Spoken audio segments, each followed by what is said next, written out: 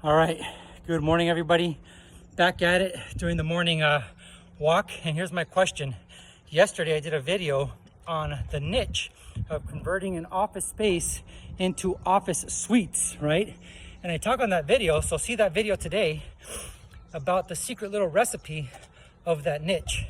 And every niche market has a little recipe to it, and all you got to do is follow that recipe. So let me know if you guys want to see a little bit of a case study on another repositioning play that I did, and on how I converted a 12-room motel into 12 office suites and why I did it.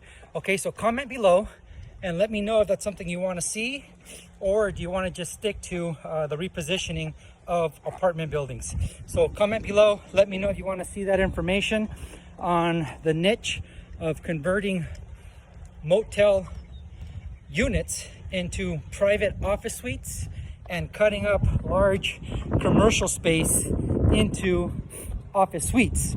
All right, comment below, let me know what you want to learn, and as I always say, make it a great day from the world famous Hollywood Hills.